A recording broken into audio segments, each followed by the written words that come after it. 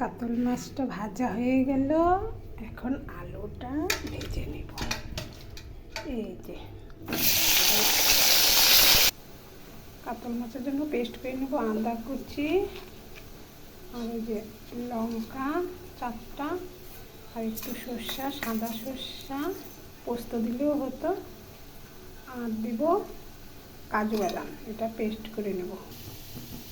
আলুটা ভাজা হয়ে গেল, এখন উঠাই। এখন আমি সম্বাদ দেব জিরা, শুকনো লঙ্কা, আর 2টো এলাচ, আর একটু দারচিনি। এটা ভাজা ভাজা হবে। এটা ভাজা ভাজা হলো। এখন পেঁয়াজ কুচি দেবো। পেঁয়াজটা লাল করে ভেজে নেব। পেঁয়াজটা লাল হয়ে গেছে। এখন টমেটো কুচি দেবো। টমেটো কুচি দিয়ে দিলাম। এটা এখন একটু ভাজা ভাজা করি। এখন একটু লবণ দিয়ে দিলাম, আর একটু হলুদ দিয়ে দিলাম। এখন দিয়ে দিলাম পেস্ট করা মশলাগুলো দিয়ে এখন একটু ভাজা ভাজা করব।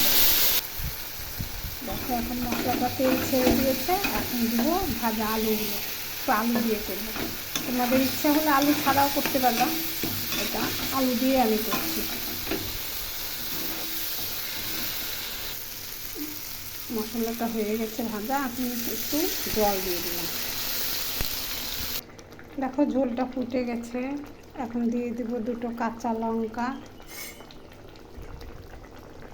মাছ 1 পিস মাছই করব, খালি ছেলে খাবে। এই যে মাছটা দেখো। আর একটু দিব ধনা পাতা কুচি।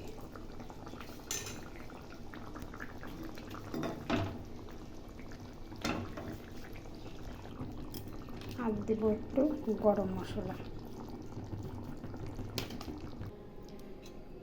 দেখো এখন তরকারিটা কমপ্লিট। 1 পিস মাছই করেছি, খালি ছেলে খাবে। ভিডিওটা এই পর্যন্তই।